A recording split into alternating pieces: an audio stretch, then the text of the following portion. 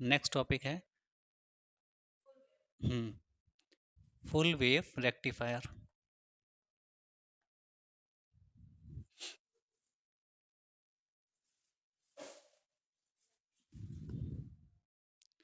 Full wave rectifier, ठीक है। तो फुल वेव रेक्टिफायर हम लोग क्यों पढ़ेंगे, इसकी ज़रूरत क्या है? तो ज़रूरत के लिए हम लोग को पहले पता होना चाहिए कि हाफ वेव क्या है, हाफ वेव के आउटपुट क्या है, और फिर उसमें कौन सी कमी हुई जिसकी वजह से हमको फुल वेव रेक्टिफायर को बनाना पड़ा, ठीक है। तो हाफ वेव में हम लोगों ने जो पढ़ा था रेक्टिफायर में, हाफ वेव, हाफ वेव की खासियत क्या थी कि इसमें केवल एक डायोड यूज होता था, only one diode is used, है ना। हम लोग इसमें केवल एक ही डायोड यूज करते थे। इससे क्या होता था, जो हमको आउटपुट मिलता था, in output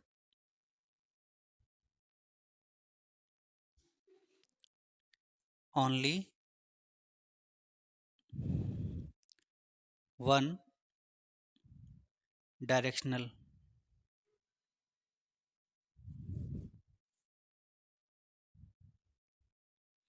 wave is obtained.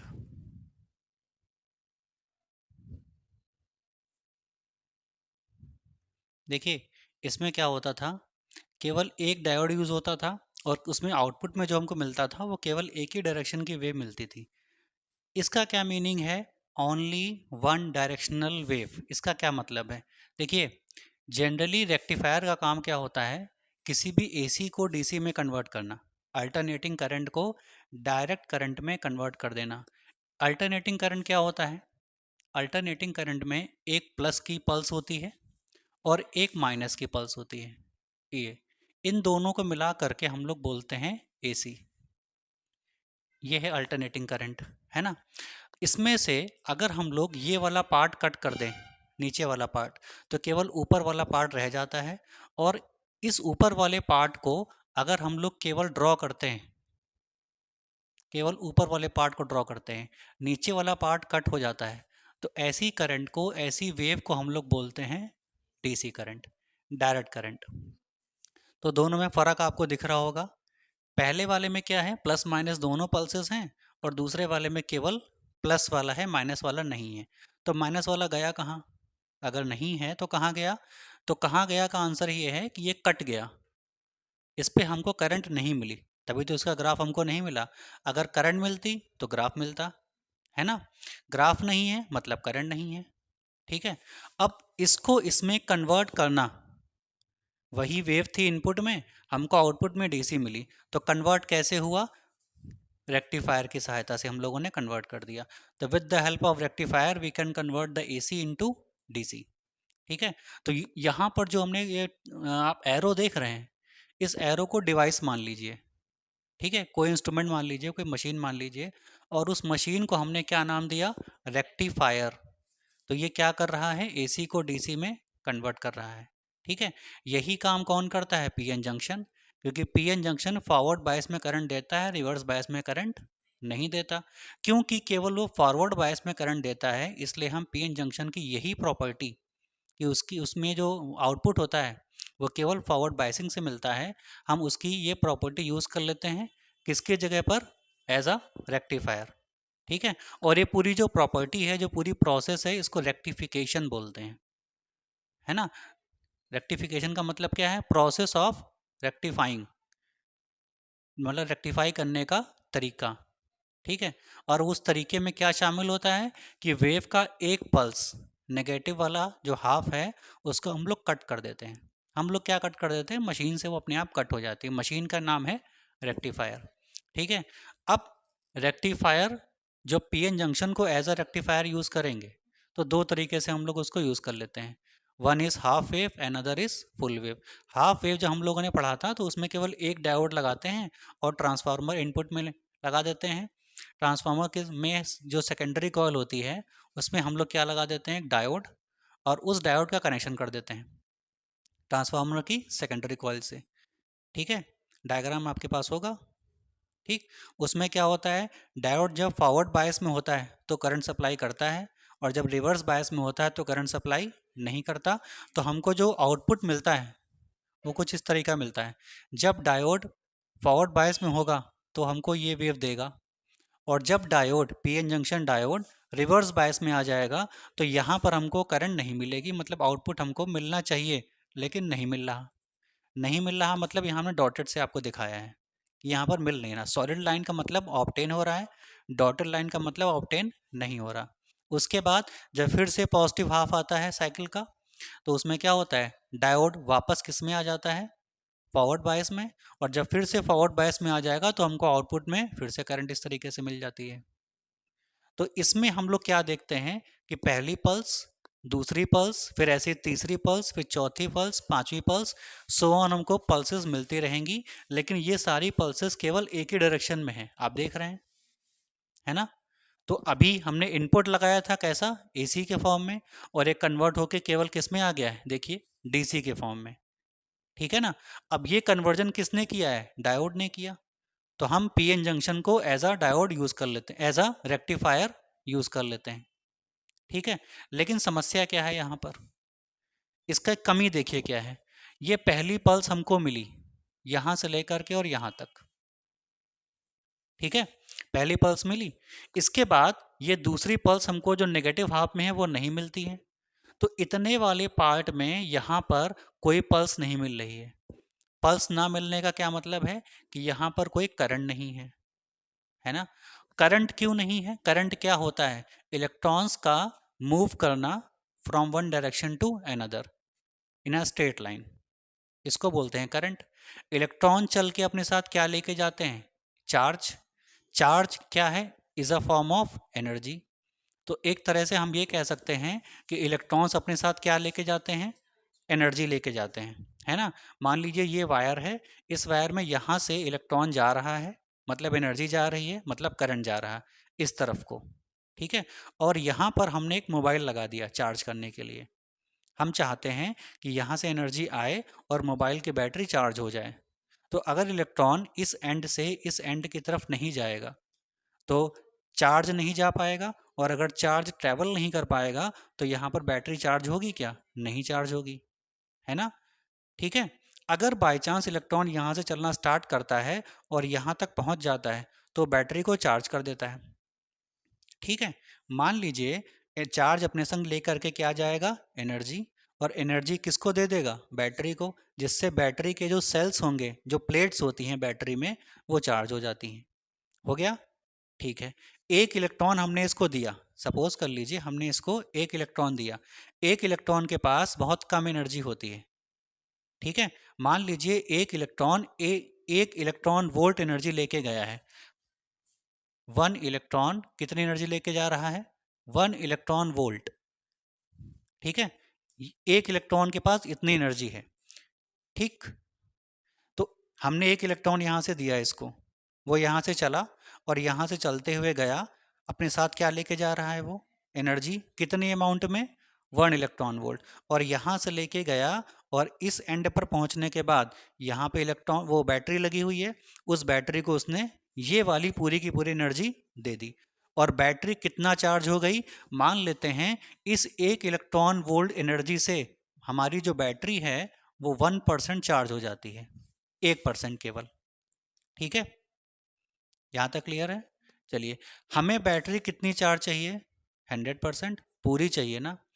तो अगर एक इलेक्ट्रॉन वोल्ट एनर्जी दे करके 1% बैटरी को चार्ज कर देता है, और हमें कितना परसेंट चार्ज चाहिए, 100%।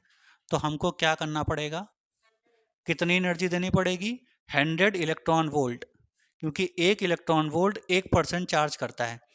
तो 100% चार्ज अगर करना है तो हमें कितनी एनर्जी देनी पड़ेगी, 100 इलेक्ट्रॉन वोल्ट। उसके लिए हमें कितने इलेक्ट्रॉन चाहिए, 100 इलेक्ट्रॉन्स, ठीक है। चलिए, तो हम चाहते क्या हैं कि यहाँ से इस वाले एंड से 100 इलेक्ट्रॉन्स जाएं, और हर एक इलेक्ट्रॉन के पास कितनी एनर्जी होनी चाहिए, तब तो पूरा पूरा बैटरी चार्ज हो पाएगा। अगर किसी भी इलेक्ट्रॉन के पास इस मात्रा से, इस क्वांटिटी से एनर्जी कम हो गई तो क्या होगा, क्या मोबाइल की बैटरी फुल चार्ज हो पाएगी, नहीं हो पाएगी, है ना। यहाँ तक क्लियर है। देखिए यहाँ से ये ज़ीरो है ना, देखिए ये ग्राफ है ना, इस ग्राफ में जो डॉट है ये ज़ीरो एनर्जी को दिखाता है और ये करंट का बढ़ना दिखा रहा है। करंट कहाँ तक बढ़ रही है? इस पॉइंट तक। ये पॉइंट क्या कहलाता है? Peak value. पीक वैल्यू कह लीजिए या मैक्सिमम वैल्यू कह लीजिए। इससे ज़्यादा करंट नहीं बढ़ेगा। इसके बाद कहाँ जाएगा? डाउन जाएगा। ठीक है, क्लियर? ओके। मान लीजिए हमने यहाँ से चार्ज देना शुरू किया, एक इलेक्ट्रॉन गया, फिर दूसरा गया, फिर तीसरा गया, फिर चौथा, फिर पांचवा।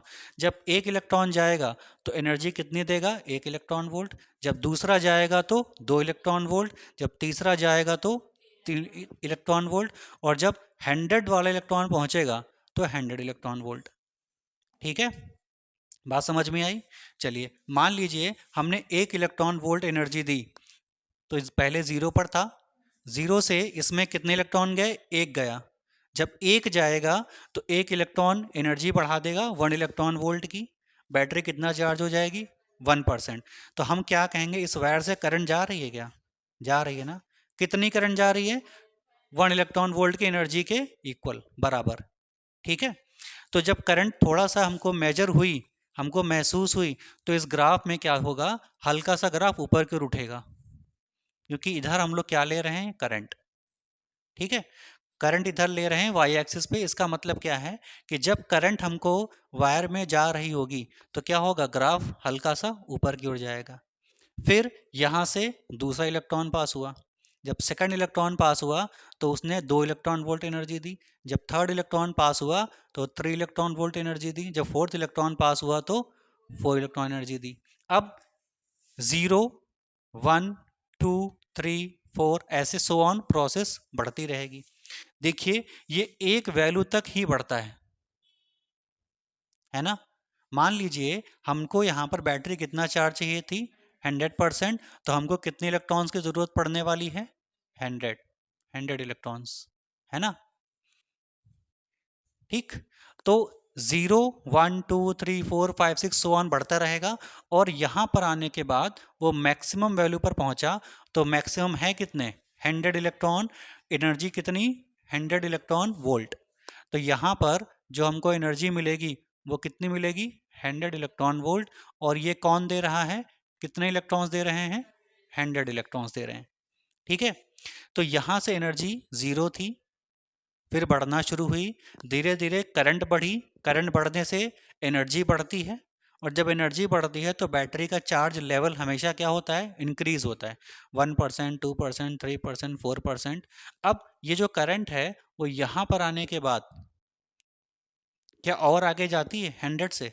नहीं जाती है, क्योंकि उसको मैक्सिमम हमने कितने इलेक्ट्रॉन्स दिए हैं? 100। तो अगर वो आगे जाना भी चाहेगा तो नहीं जा पाएगा, क्योंकि उसके पास क्या नहीं है?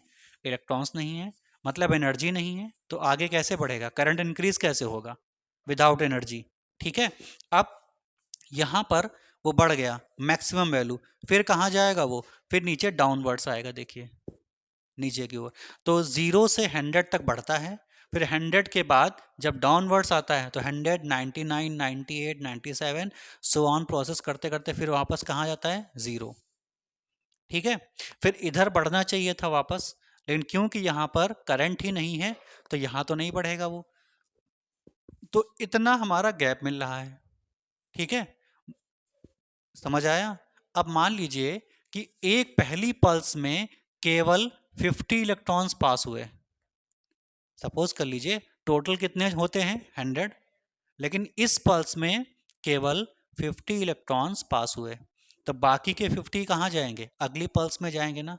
यहाँ पे देखिए, यहाँ से लेकर के यहाँ तक 50 इलेक्ट्रॉन गए, 50 वापस आ गए। और उसकी वजह से जो एनर्जी लेवल बढ़ा बैटरी का, वो कितना बढ़ेगा? 50 इलेक्ट्रॉन्स की वजह से कितना बढ़ेगा? 50%, है ना। क्योंकि एक इलेक्ट्रॉन वोल्ट एनर्जी देता है, जिससे बैटरी कितनी बढ़ती है? 1%। तो 50 इलेक्ट्रॉन, 50 इलेक्ट्रॉन्स एनर्जी कितनी देंगे? 50 इलेक्ट्रॉन वोल्ट। बैटरी कितना चार्ज हो जाएगी? 50%। लेकिन हमको तो कितनी चाहिए? तो बाकी का 50% कहाँ जाएगा? बाकी का जो 50% है वो अगली पल्स में जाना चाहिए था, है ना। यही तो होता। तो 2 पल्सेस लगातार जाती, 50 50 100 हो जाता। लेकिन यहाँ तक तो 50% बैटरी चार्ज हो गई। इसके बाद क्या होता है, यहाँ पर अगर एक और पल्स बन जाती ऐसे, तो 50 यहाँ चार्ज हुआ, 50 यहाँ चार्ज हो जाता। लेकिन क्योंकि यहाँ पर पल्स नहीं बनी है, गैप है, तो इस गैप की वजह से क्या होगा, बैटरी का चार्ज हो पाएगी, नहीं हो पाएगी। तो इतने पर इस वाली पल्स में जब तक बैटरी को करंट मिलेगा तब तक वो चार्ज होती रहेगी, और जैसे ही ये पल्स यहाँ ज़ीरो पर आ जाएगी तो बैटरी का चार्जिंग बंद हो जाएगा। हम जब देखेंगे बैटरी को तो कितना परसेंट दिखाएगा, 50%। तो हम सोचेंगे थोड़ी देर और लगाए रखते हैं चार्जर को, हो सकता है और चार्ज हो जाए। लेकिन हम क्या देखते हैं कि और वो नहीं चार्ज होती है, 50 का 50 बना रहता है। कारण क्या है कि इस वाले गैप में चार्जर को एनर्जी नहीं मिल रही है ना। क्यों नहीं मिल रही, क्योंकि इस वाले गैप में इलेक्ट्रॉन्स मूव नहीं कर रहे हैं। अगर मूव नहीं कर रहे हैं इलेक्ट्रॉन्स तो क्या नहीं दे पा रहे हैं वो एनर्जी। अगर एनर्जी नहीं दे पा रहे हैं तो क्या हमारी बैटरी चार्ज होगी, नहीं होगी। तो इतने इतने टाइम इंटरवल पर तो बैटरी चार्ज हो गई, लेकिन इस टाइम इंटरवल पर बैटरी चार्ज नहीं हो पाई, मतलब वो डिस्चार्ज हो गई। क्योंकि या तो बैटरी चार्ज होती है या डिस्चार्ज होती है। अगर हम चार्जर को हटा देते हैं तो बैटरी की जो एनर्जी होती है वो मोबाइल का वर्किंग में खर्च हो जाती है, तो बैटरी धीरे धीरे क्या होने लगती है, डिस्चार्ज होने लगती है। 100% मान लीजिए है, चार्जर आप और निकाल दीजिए मोबाइल से, तो 100 के बाद 99 आता है, फिर 98 आता है, फिर 97 आता है, इस तरीके से कम होती रहती है। तो बैटरी में ड्रेनेज क्यों होता रहता है, क्योंकि मोबाइल काम कर रहा होता है। तो अगर इस एरिया में मोबाइल चार्ज नहीं हो रहा है, बैटरी चार्ज नहीं हो रही है, तो फिर वो क्या हो रही होगी, डिस्चार्ज। मान लीजिए अगर ये वाला गैप, ये वाली पल्स और ये वाली जो पल्स है दोनों बराबर होती है ना, जितना प्लस उतना माइनस बराबर ही तो होता है। तो अगर इतने पल्स में, इतने टाइम इंटरवल में मोबाइल चार्ज हो रहा है, तो इतने टाइम इंटरवल में क्या होगा, वो डिस्चार्ज हो जाएगा, है ना। अगर इस टाइम इंटरवल में मोबाइल 50% चार्ज हुआ है तो इस टाइम इंटरवल में मोबाइल 50% डिस्चार्ज हो जाएगा। तो जितना हमने चार्ज किया उतना ही डिस्चार्ज हो गया। फाइनली हमें आउटपुट क्या मिला, कुछ नहीं मिला। हम 2 घंटे मोबाइल को लगाए रहे, लेकिन 2 घंटे में वो चार्ज नहीं हो पाया, क्योंकि 1 घंटा तो वो चार्ज हुआ और बाकी का 1 घंटा डिस्चार्ज हो गया। तो हमारे क्या हुआ, इस मोबाइल को चार्ज करने से, बैटरी को चार्ज करने का कोई फ़ायदा हुआ, नहीं हुआ। ये ऐसा हो क्यों रहा है, देखिए ज़रा, इसके पीछे का रीज़न क्या है। अगर पहली वाली पल्स हमको मिल रही थी, ठीक है, और अगर हमको साथ साथ में यहाँ भी एक पल्स मिल जाती इस तरीके से, तो लगातार वो चार्ज ही होता रहता। 50 यहाँ चार्ज होता, 50 यहाँ चार्ज होता, अगर बच जाता तो यहाँ भी चार्ज हो जाता, अदरवाइज यहीं पर पूरा चार्ज हो जाता लगातार।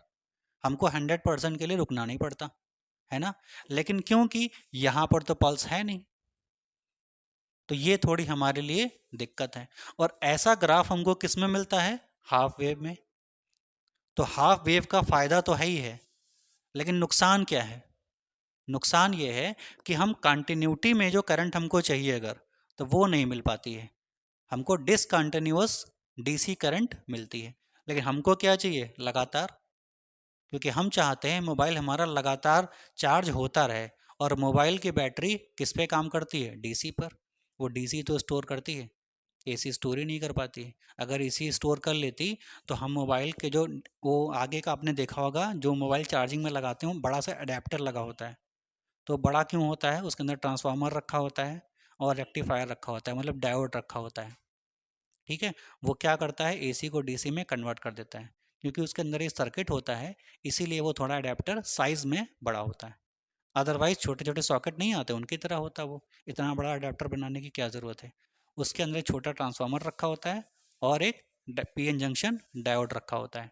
वो क्या करता है, ट्रांसफार्मर क्या करता है, हाई वोल्टेज को लो वोल्टेज में कन्वर्ट कर देता है, ठीक है।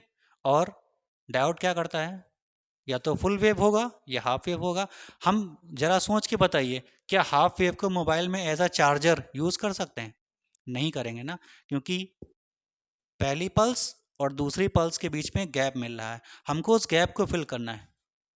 कैसे फिल करेंगे, फिल करेंगे यहाँ पर कि इस वाले गैप को फिल करने के लिए हम लोग हाफ वेव की जगह पर क्या बना लेते हैं, फुल वेव। ठीक है, तो हाफ वेव की वर्किंग हमने बताई आपको। हाफ वेव का जो ड्रॉबैक है वो हमने आपको बता दिया। अब इस ड्रॉबैक को, इस कमी को पूरा कौन करेगा? Full wave. ओके, बताइए। ठीक है, तो पहले तो ड्रॉबैक्स पढ़ लेते हैं, उसके बाद फुल वेव पर आते हैं।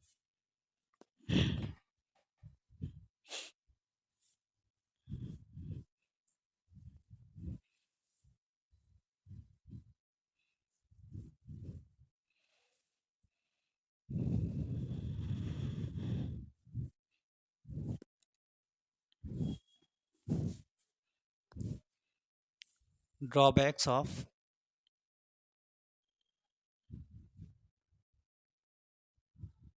Half wave rectifier.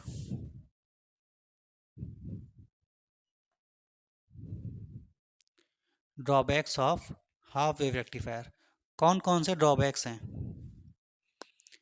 First drawback, in a half wave rectifier, HWR का मतलब है हाफ वेव रेक्टिफायर। ठीक है, there is a loss of energy.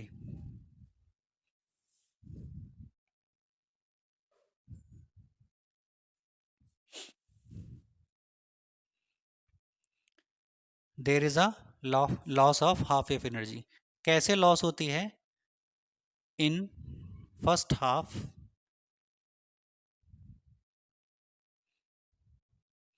we get energy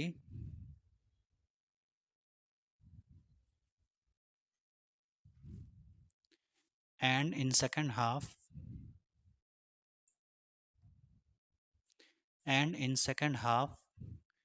we don't get energy, we don't get energy।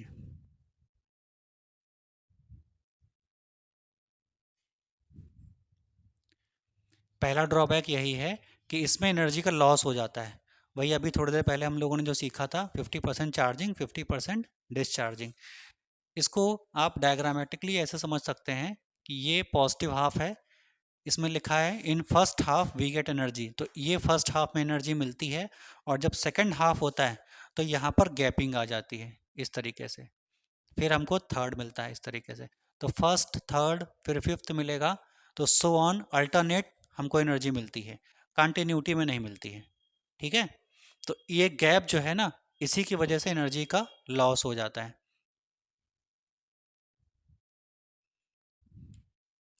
तो ये तो इसके अंदर कमी है हाफ वेव में। अगर इतनी सारी कमियां हैं और सारी इसके अंदर कमियां ही हमको दिखाई दे रही हैं, तो हम इसको पढ़ते क्यों हैं? और इसका यूज़ क्या है? कहीं तो इसका यूज़ होगा, है ना? तो इसका ज़रा यूज़ देखिए कहाँ पर है। इसमें कमी होने के बावजूद भी यूज़ हम कर सकते हैं। क्या यूज़ करते हैं? इसमें देखिए, अगर हमें केवल एनर्जी ऐसी चाहिए कि जहाँ पर हमें इस गैप से कोई मतलब ना हो, एनर्जी का अगर गैप हो भी रहा है तो उससे हमको कोई सर्किट में फ़र्क ना पड़ रहा हो, ठीक है? और करंट कैसे चाहिए हो? एक डायरेक्शन में। एक ही डायरेक्शन में तो है, केवल पॉजिटिव है, केवल पॉजिटिव है, नेगेटिव नहीं है। तो अगर हमें करंट एक डायरेक्शन में चाहिए, ठीक, और वहाँ पर एनर्जी लॉस से कोई इफेक्ट ना पड़ता हो सर्किट में हमारे, तो हम वहाँ पर कौन सा यूज़ कर लेंगे? Half wave. ठीक है, तो half wave rectifier is used where we have to get where we have to get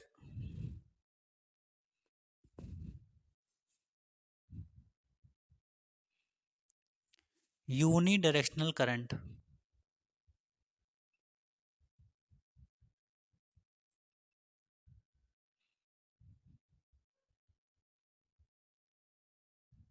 जहाँ पर हमें एक डायरेक्शन में करंट चाहिए, हम वहाँ पर किसका यूज़ करते हैं? हाफ वेव रेक्टिफायर का। तो ये दोनों, एक आप देखिए फ़ायदा है और एक नुकसान है। ये नुकसान, ये फ़ायदे वाला है, ये नुकसान वाला है। ठीक है, तो एक इसका यूज़ है और एक मिस यूज़ है। मिस यूज़ का मतलब ड्रॉबैक, कमी। यूनिडायरेक्शनल का मतलब होता है एक डायरेक्शन में, सिंगल डायरेक्शन। देखिए सिंगल डायरेक्शन में मिल रही है, पॉजिटिव हाफ में केवल। तो ड्रॉबैक आपने पढ़ लिए। देखिए हमें इस गैप को फिल करना है ना। तो हमें इस गैप को फिल करने के लिए क्या करना होगा, फुल वेव बनाना पड़ेगा। तो फुल वेव बनाते हैं।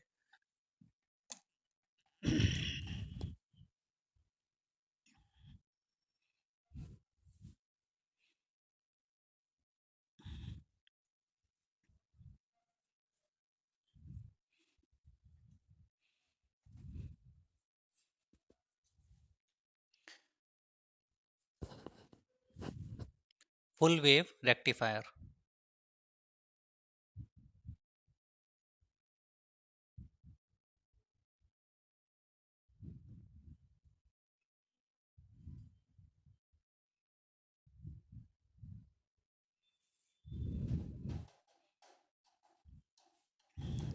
तो सबसे पहले तो हम लोग इसका सर्किट डायग्राम बनाते हैं।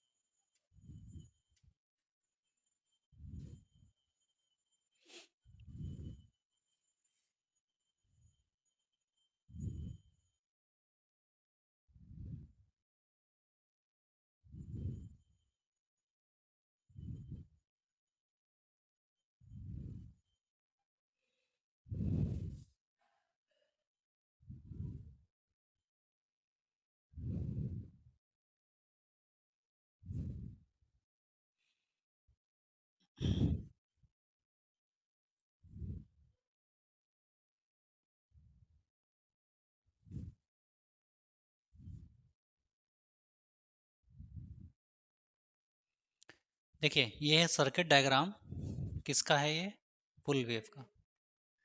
देखिए हाफ वेव और फुल वेव में आपको डायग्राम में अगर देखेंगे तो एक अंतर नज़र आएगा। अंतर क्या है कि इसमें फुल वेव में दोनों डायोड लगे हैं, ठीक है, और हाफ वेव में केवल एक ही डायोड लगा होता है, ये वाला गायब होता है, ठीक है। चलिए अब इसकी वर्किंग समझिए। पहले हम इसमें क्या क्या चीज़ें लगाए हैं उनका काम समझिए क्या क्या है। ये जो आप देख रहे हैं साइन, ये एसी का साइन है। यहाँ से हम इनपुट देंगे, यहाँ से हमको क्या मिलेगा, आउटपुट मिलेगा। लोड रेसिस्टेंस का मतलब ये है, आरएल का मतलब ये है कि अगर हमको कोई मोबाइल चार्ज करना है, हमको कोई बैटरी चार्ज करनी है, हमको कंप्यूटर लैपटॉप चार्ज करना है, जो भी चार्ज करना होता है in the DC, in the form of DC, वो हम कहाँ पे कनेक्ट करते हैं, आरएल पे। मतलब यहाँ पर आपने मोबाइल लगा दिया इस तरीके से, दो वायर होते हैं मोबाइल में, चार्जर में, तो वही दो वायर में यहाँ पे फिट कर देते हैं, ठीक है। तो ये है लोड रेसिस्टेंस, इसको बोलते हैं।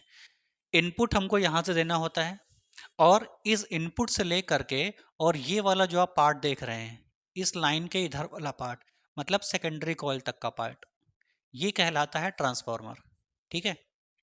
ट्रांसफार्मर में ये जो आप देख रहे हैं, इसको बोलते हैं प्राइमरी कॉइल, इसको हम लोग पी से डिनोट कर रहे हैं। उसके बाद दो लाइंस आप देख रहे हैं, ये दो लाइंस जो होती हैं इनको नाम देते हैं कोर।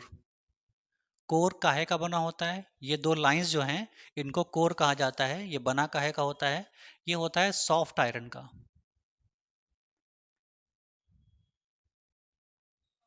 सॉफ्ट आयरन मतलब बहुत मुलायम आयरन होता है।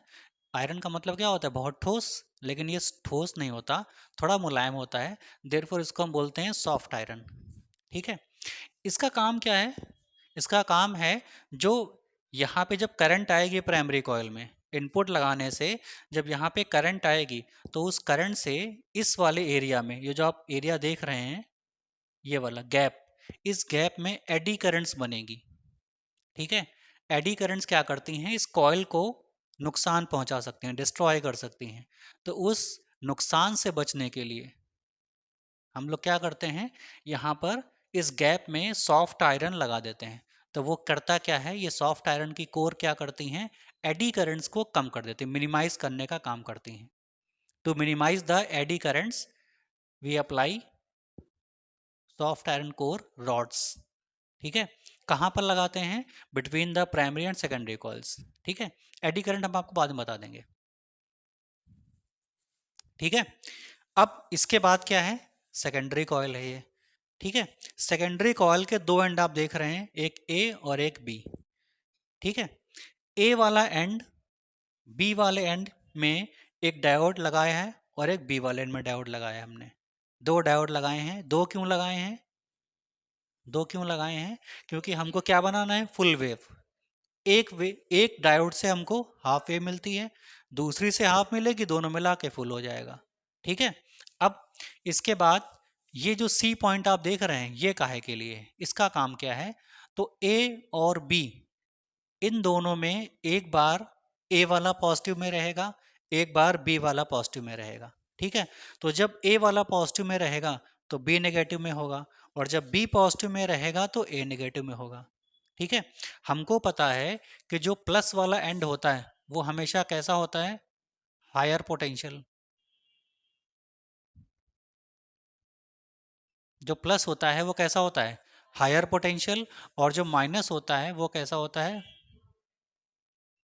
Lower potential.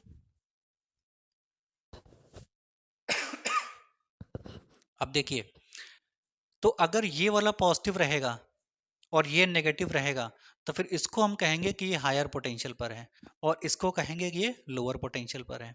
अगर ये पॉजिटिव है और ये नेगेटिव है तो हम कहेंगे कि बी पॉजिटिव है तो मतलब हायर पोटेंशियल पर है, और ए नेगेटिव है तो लोअर पोटेंशियल पर है।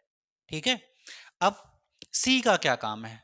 देखिए, ए और बी को अगर कंपेयर करेंगे तो जब इनपुट हमारा पॉजिटिव हाफ में होगा तो फिर ये प्लस होगा और ये माइनस होगा। ठीक है, तो सी जो है उसका जो पोटेंशियल होगा वो ए और बी के में बीच का होगा, मतलब ए से थोड़ा कम होगा और बी से पोटेंशियल सी का क्या होगा? ज्यादा होगा। ये ध्यान रखिएगा कि सी का जो पोटेंशियल है, ठीक है, वोल्टेज, वो ए से क्या होगा?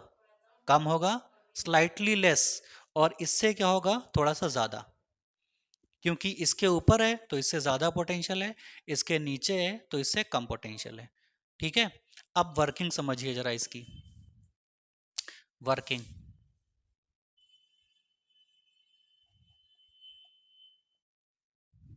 तो जिस करंट को हमें रेक्टिफाई करना होता है वो हम यहां पर लगाते हैं। ठीक है, करंट टू बी रेक्टिफाइड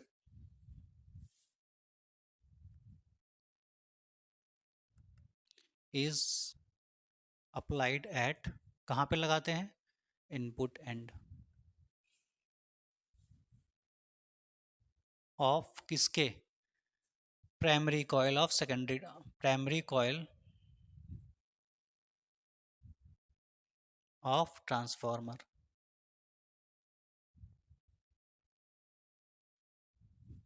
ठीक है, तो जिस भी करंट को हमें रेक्टिफाई करना होता है, जिस वेव को हमें रेक्टिफाई करना होता है, रेक्टिफाई का मतलब क्या है? पॉजिटिव को पॉजिटिव और नेगेटिव से हटा करके पॉजिटिव में लाना। ठीक है, तो जिसको हमें रेक्टिफाई करना होता है वो कहाँ लगाते हैं? इनपुट में, यहाँ पे। तो ट्रांसफार्मर की प्राइमरी कॉइल में लगा देते हैं। तो जब यहाँ पे इनपुट लगाएंगे तो इनपुट होगा कैसा? इनपुट आपका दिखेगा कैसा? इस तरह का दिखता है। ये पॉजिटिव होगा और ये क्या होगा? नेगेटिव, दोनों रहेंगे इसमें। इसको हमें रेक्टिफाई करना है।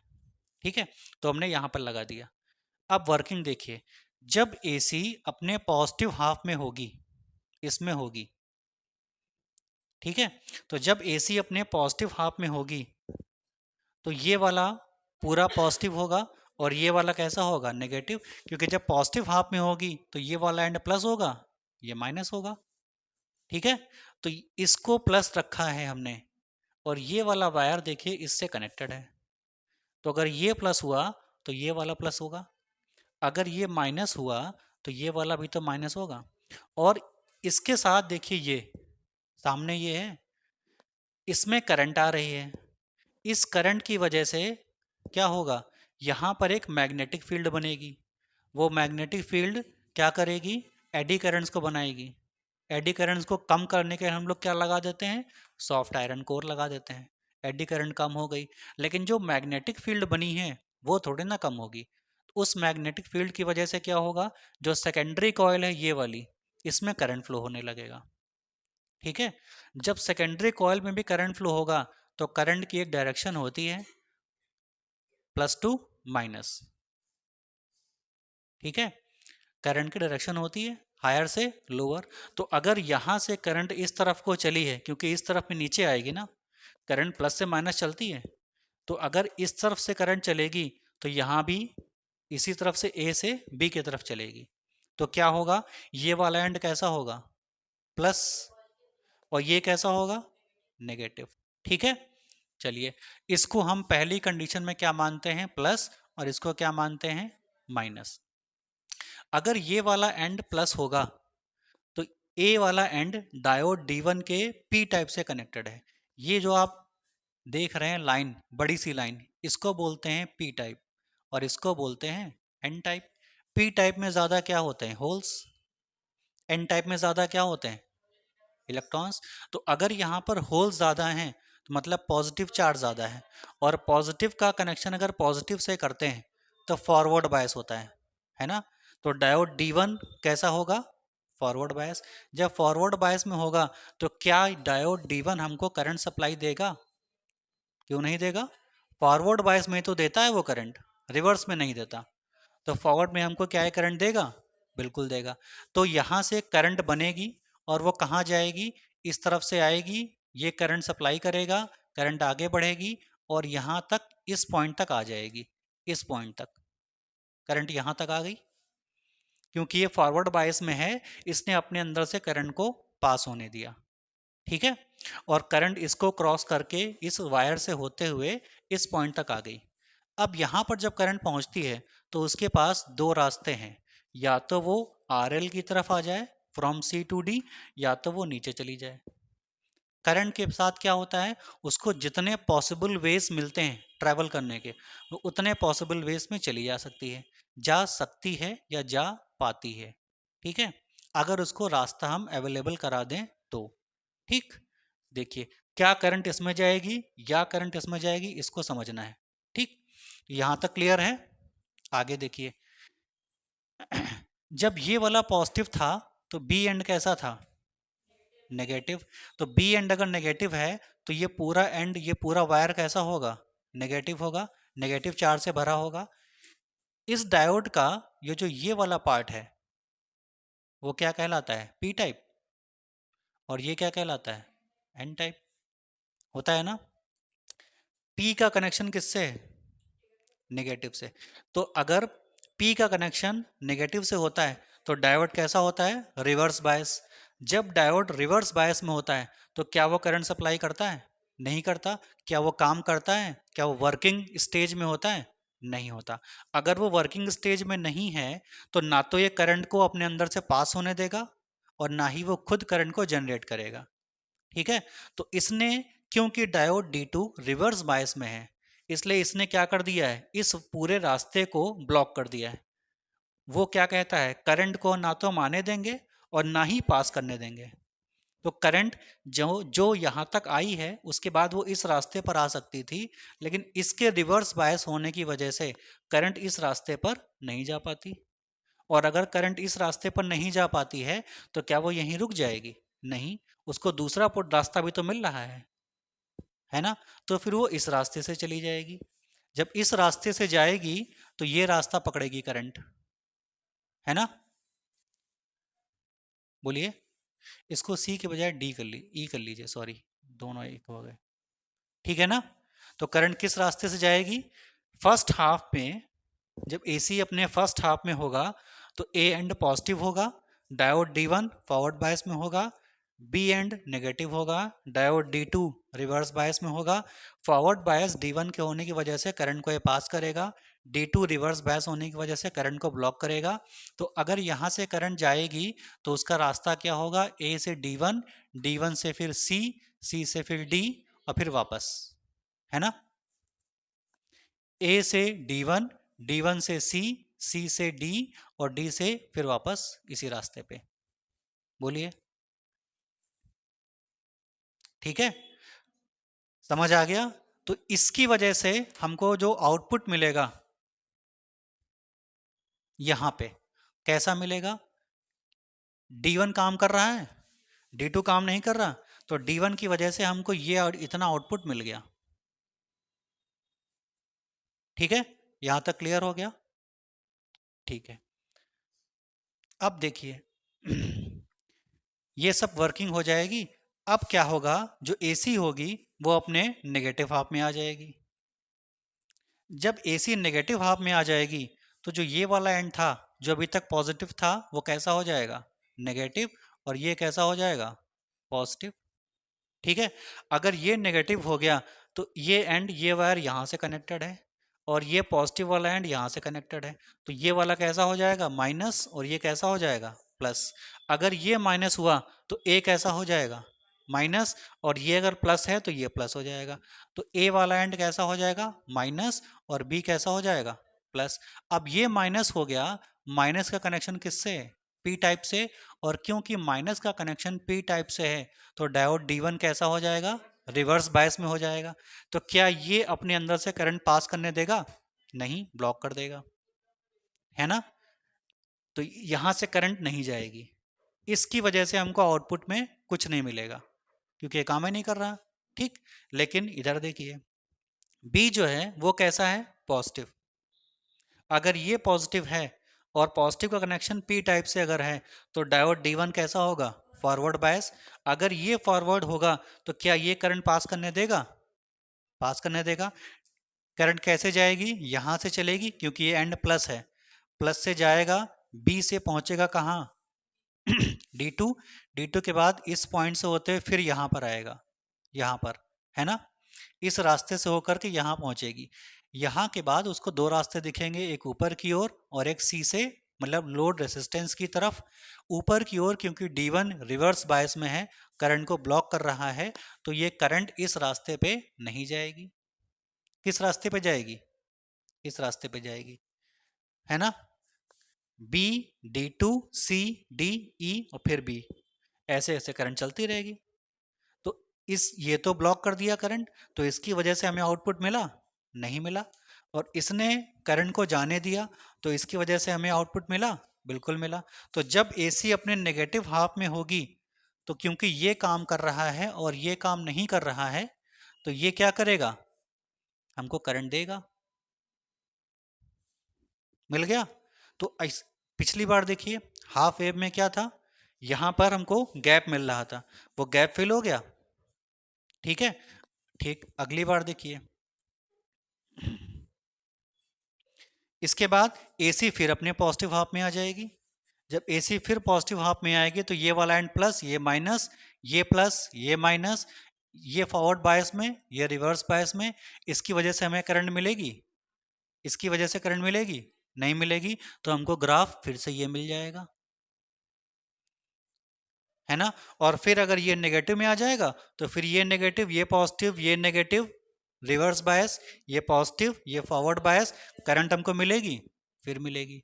तो देखिए, हमको D1 D2 D1 D2 D1 D2 हमको लगातार आउटपुट में करंट मिलती रहेगी। तो क्या दोनों डायोड ने अपना बारी बारी से काम किया? किया। जो गैप हम लोगों को हाफ वेव में मिल रहा था, जिसकी वजह से हमें एनर्जी का लॉस दिख रहा था, क्या वो लॉस यहाँ फुलफिल हो गया? यहाँ देखिए, एनर्जी गैप था ना, उस गैप को किसने फिल कर दिया? सेकंड डायोड ने फिल कर दिया। तो हमारा काम कंप्लीट। ठीक है, ओके, ये वर्किंग खत्म।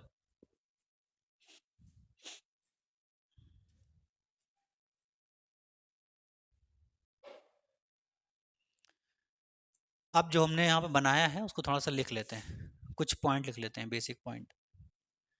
When AC is first half, when input AC is at first half cycle,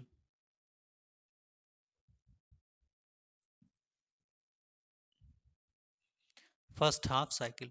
तो फर्स्ट हाफ साइकिल में क्या होगा? क्या होगा? पॉइंट ए जो है वो कैसा होगा? पॉजिटिव होगा। देयर फोर D1 कैसा होगा? फॉरवर्ड बायस में होगा। Forward biased. अगर D1 फॉरवर्ड बायस में होगा तो वो करंट देगा, बिल्कुल देगा। Output wave is obtained.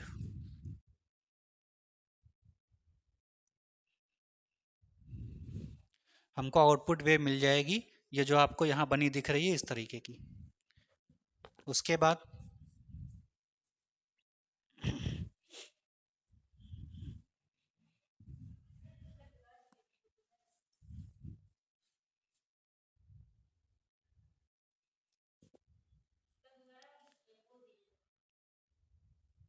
बोल देंगे।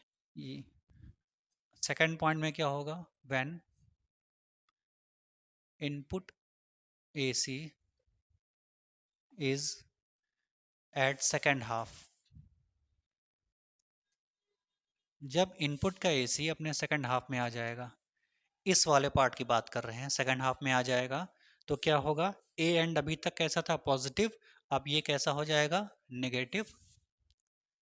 तो ए जो होगा वो कैसा हो जाएगा, नेगेटिव, एंड बी कैसा हो जाएगा, पॉजिटिव। अगर ए नेगेटिव हो जाएगा, बी पॉजिटिव हो जाएगा, तो देन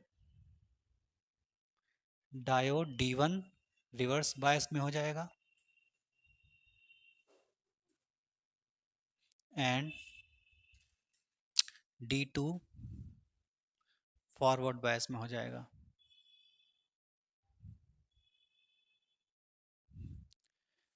तो अगर D1 रिवर्स में हो गया और D2 फॉरवर्ड में हो गया, तो आउटपुट हमको किसकी वजह से मिलेगा, D2 की वजह से।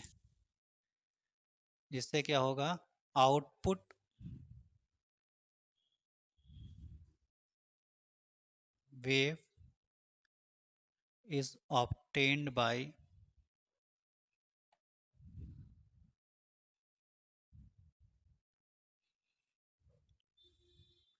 D2। इसका नेक्स्ट पॉइंट देखिए, in both the cases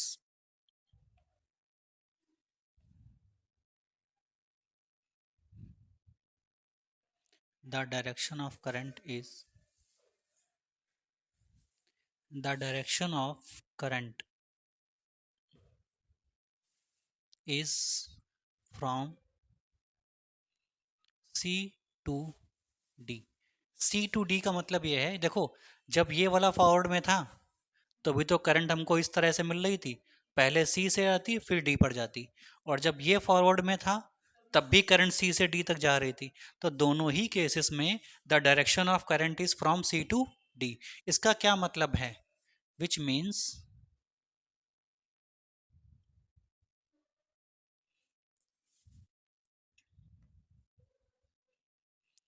point C is point C is always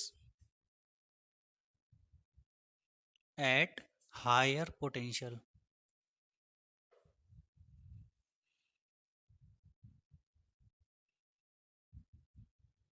and D is always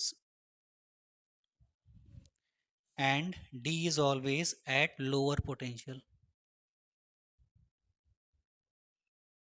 lower potential।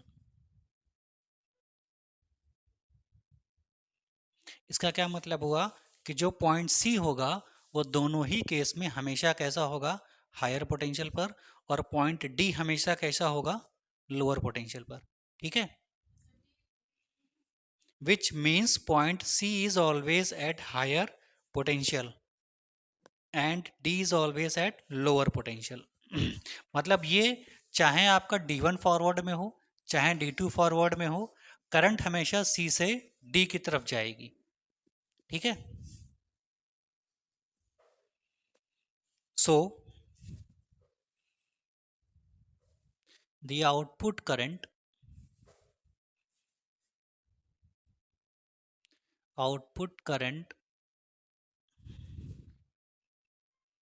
Is always always कैसी होगी, एक ही डायरेक्शन में चलेगी, मतलब यूनि डायरेक्शन।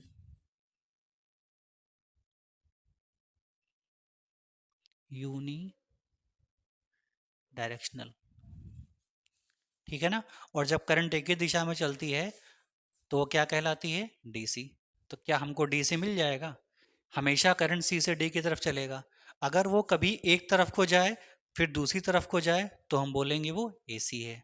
अगर एक ही तरफ को चले तो डीसी है, क्योंकि एसी में अगर एक तरफ चली फिर इधर की ओर चलती है, प्लस और माइनस। इसमें एक ही तरफ को जा रही है यूनि डायरेक्शन में। तो ये पॉइंट जो है वो ये बताता है कि हमारा फुल वेव रेक्टिफिकेशन का जो तरीका है वो फुलफिल हो गया। जो हम करना चाहते थे वो हमने करके दिखाया, ठीक है।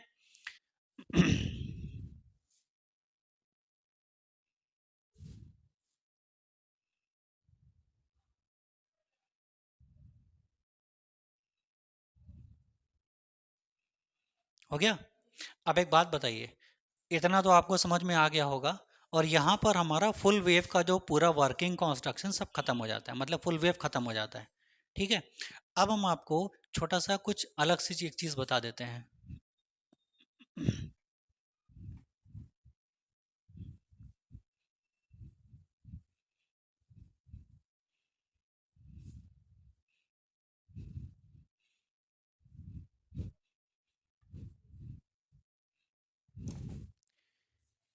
हमारे पास ये इनपुट था और ये आउटपुट में मिल गया। इसको ज़रा अलग से बनाते हैं। हमारे पास ये था इनपुट, इसके रास्ते में हमने क्या लगा दिया, एक फुल वेव पीएन जंक्शन। ये हमने अप्लाई कर दिया। इसने क्या किया, इसने हमको आउटपुट कैसा दिया, इस तरीके का दिया, है ना। तो ये आपका आउटपुट हो गया।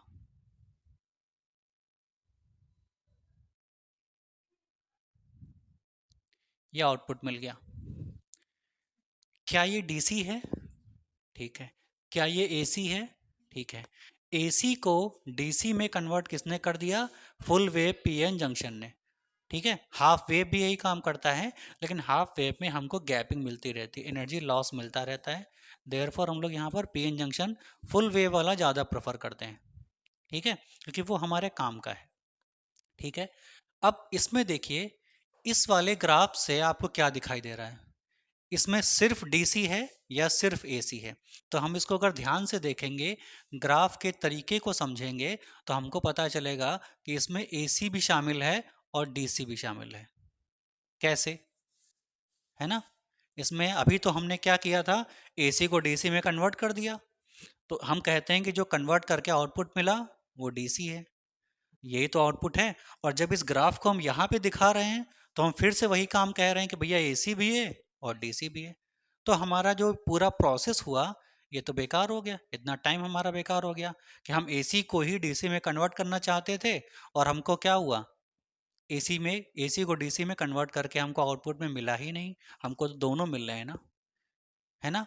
तो इसमें हैं कैसे दोनों, क्योंकि हम तो कह रहे हैं यहाँ पे डीसी है, तो ये तो डीसी होना चाहिए, लेकिन इसमें एसी भी शामिल है ना। तो पहले तो जानिए कि आखिरकार इसमें एसी और डीसी दोनों शामिल कैसे हैं, फिर हम बताते हैं कि हम लोग करेंगे क्या। देखिए, इसमें एसी कैसे, एसी क्या होती है, एसी देखिए जीरो पर है, जीरो से धीरे धीरे बढ़ती है, 1 2 3 4 5 6 7 8 100 यहाँ तक आता है, ये मैक्सिमम वैल्यू है 100। और 100 तक बढ़ने के बाद, मतलब मैक्सिमम वैल्यू तक बढ़ने के बाद फिर ये डिक्रीज होती है। 100 तक पहुंची है, जितना ये 0 से 100 तक टाइम लेगा उतना ही 100 से 0 तक आने में भी टाइम लेगा। तो पहले 0 1 2 3 4 सो ऑन 100, फिर उसके बाद 100 99 98 97 96 95 94 93 92 91, फिर 90, फिर 89, इस तरीके से करते हुए डिक्रीज होते हुए कहाँ तक चली जाएगी, ये जीरो पर आ गया, जीरो। उसके बाद यही जो है वो फिर से बढ़ती है, लेकिन अब की बार बढ़ती किधर है, नेगेटिव डायरेक्शन में। तो 0 -1 -2 -3 -4 सो ऑन करते करते कहाँ तक जाएगी, यहाँ पर -100, क्योंकि मैक्सिमम वैल्यू तक कहाँ गई है वो 100। एक तरफ वो जितना मैक्सिमम वैल्यू तक करंट जाती है, दूसरी तरफ वो उतनी ही मैक्सिमम वैल्यू तक जाती है। अगर यहाँ 100 है तो यहाँ भी कितना होगा, 100 ही होगा, ये नहीं कि 110 पर पहुंच जाए और ये भी नहीं कि 99 पर रुक जाए, ठीक है।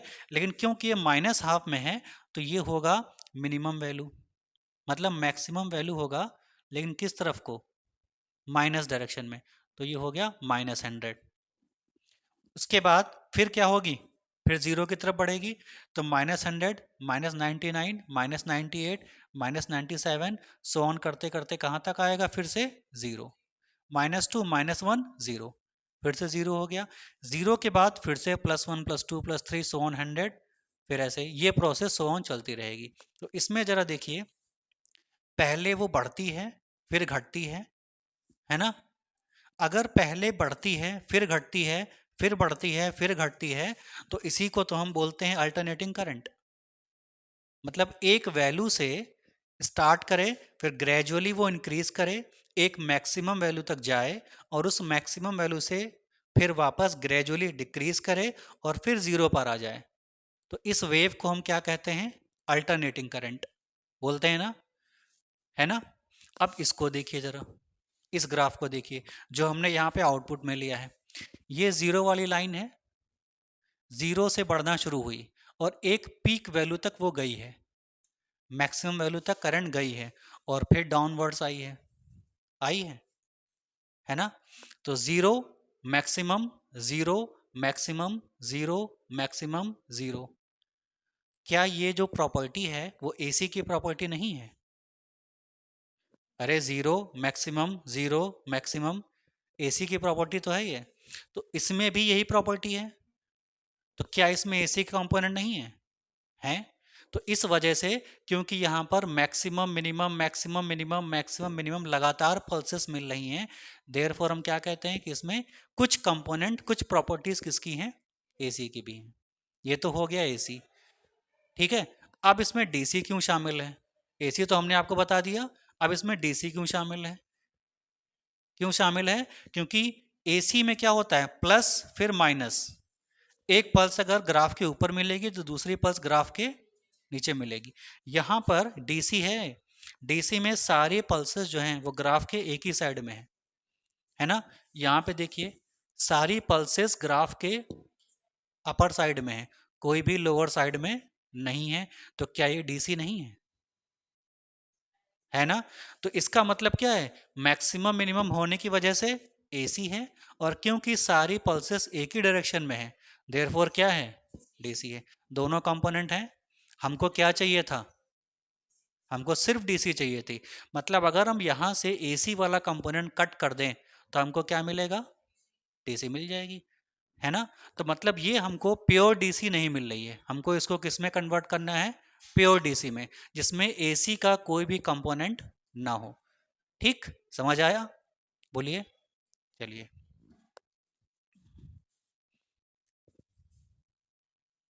Since output current in full wave rectifier, since output current in full wave rectifier has AC components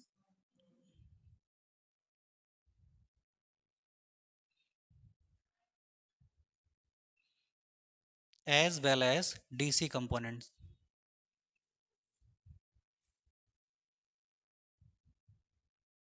so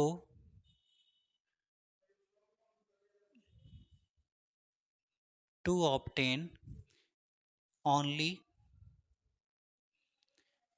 DC we use filter circuit।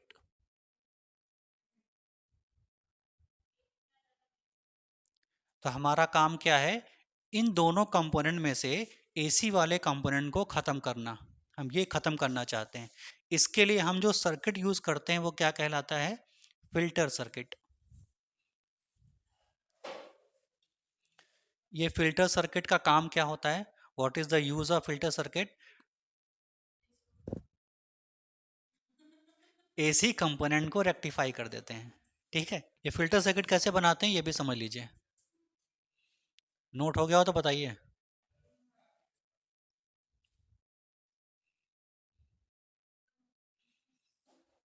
तो इसमें क्या था, इस आउटपुट में एसी एसी प्लस डीसी दोनों कंपोनेंट शामिल थे। इसमें से हमको क्या कट करना है, एसी। मतलब इसमें से अगर हम मिनिमम और मैक्सिमम में से कोई एक वैल्यू हटा दें, या तो सिर्फ मैक्सिमम रखें या सिर्फ मिनिमम रखें, ठीक है, तो वो किस में कन्वर्ट हो जाएगा, डीसी में। तो इस कंपोनेंट में से हमको अगर एसी का कंपोनेंट बाहर निकालना है तो हम जिस सर्किट का यूज करते हैं वो क्या कहलाता है, फिल्टर सर्किट। तो फिल्टर सर्किट कैसा होता है,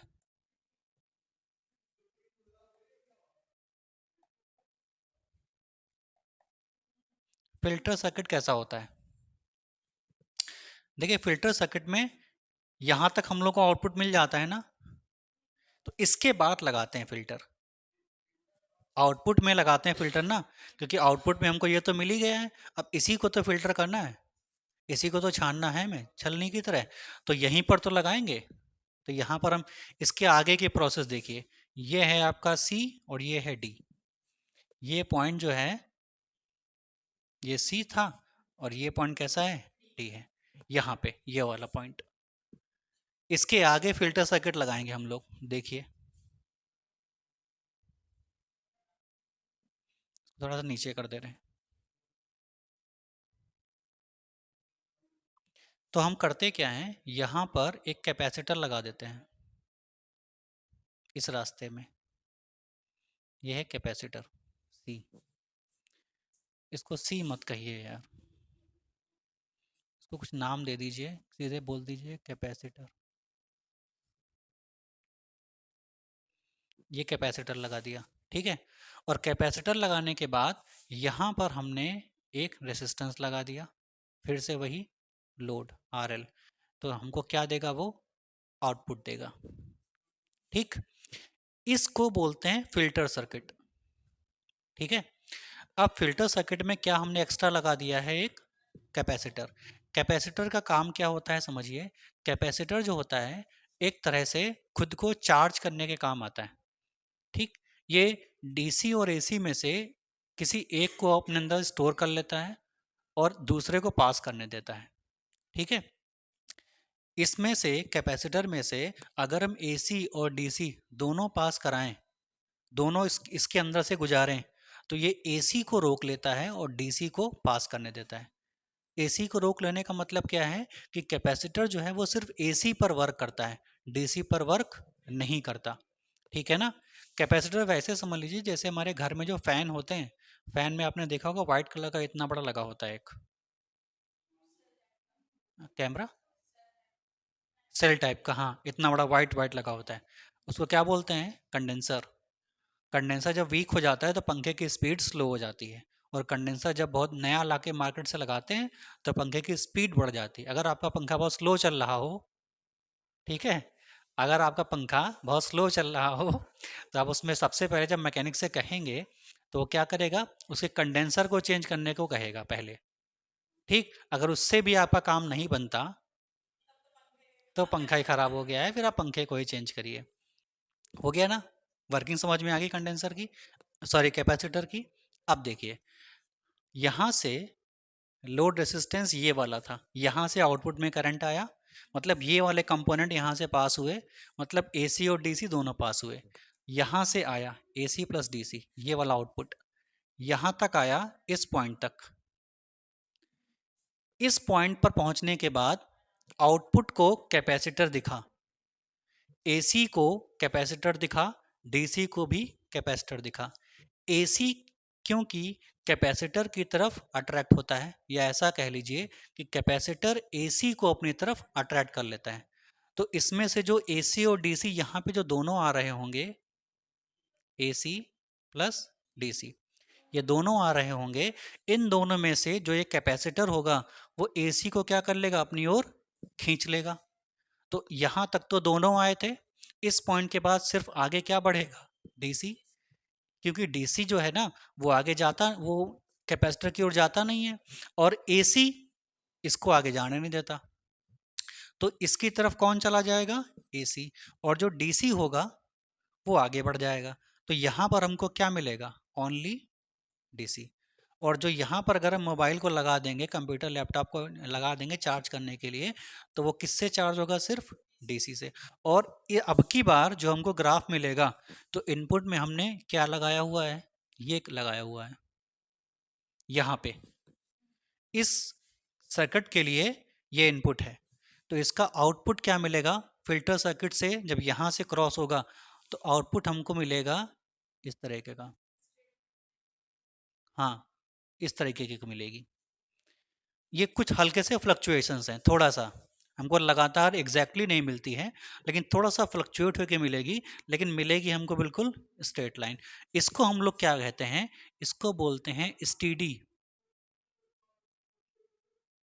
डीसी करंट।